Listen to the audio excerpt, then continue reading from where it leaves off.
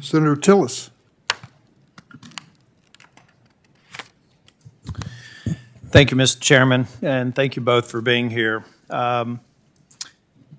We, several months ago, convened a bipartisan working group on things that we needed to do on election laws here. We have one that's on the Electoral Count Act, another one that's referred to as the Enhanced Election Security and Protection Act is something that I think is necessary for us to increase penalties for people. I think in your case, the task force reviewed about 1,000 cases. I think there were about 11%, 100 or so, that were above the threshold that you could potentially seek prosecution.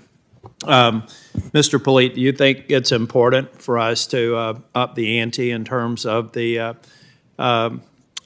penalties for people who are ultimately found guilty? Thank you, Senator, and you were correct related to the statistics that you cited earlier. I'm familiar with some of the legislative proposals that you referenced.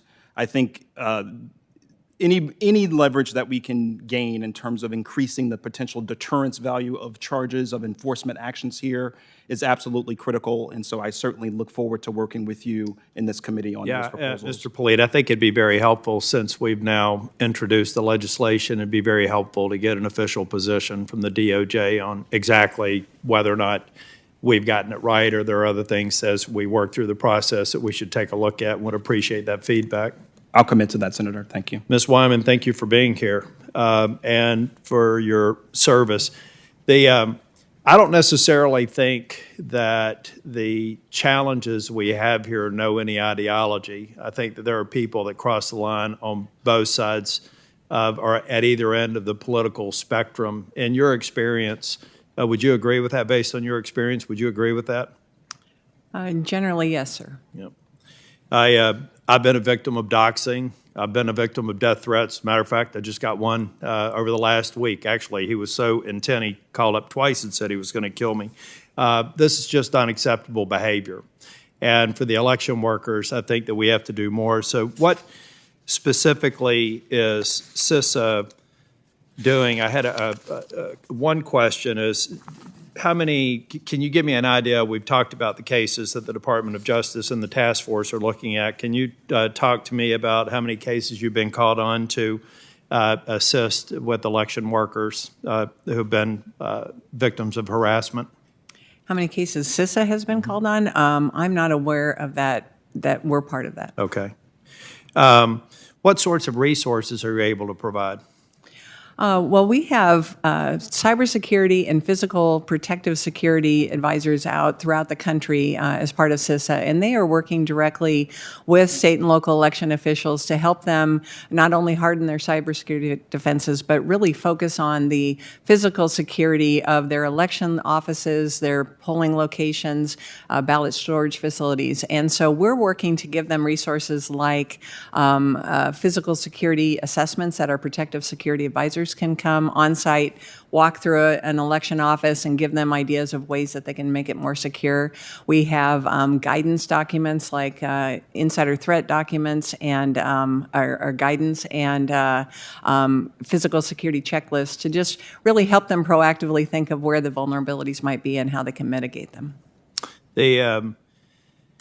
Mr. Polite, can you give me an idea of the 11% of well, actually, have any of those been brought to trial?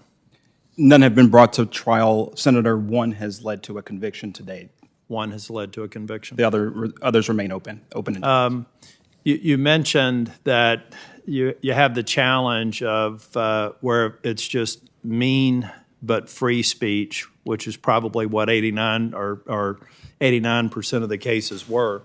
But can you give me a characterization of some of the cases that you may ultimately bring to trial, of the 100 or so? Certainly, Senator, I welcome that. And again, these are very disturbing types of threats that were made. For example, when we talk about the Georgia case against defendant Chad Stark, this was a Craigslist post targeting several Georgia officials and local law enforcement, where he said that he was threatening to end the lives of these traitors and take back our country by force, threatened to exterminate these people, and he threatened to put a bullet behind their ears. And again, this is a case that involves victims from across the political spectrum. That sounds like he's a colleague that left me two voicemail threats just over the last week or so. I hope that they all get convicted and serve time. And I hope that we pass the Election Security and Protection Act so that we can double the damage. Thank you for your testimony. Thank you, Senator. Thanks, Senator Tillis. Senator Whitehouse. Thank you, Chairman Durbin. Thank you both for being here. Mr. Polite, we are going to hear testimony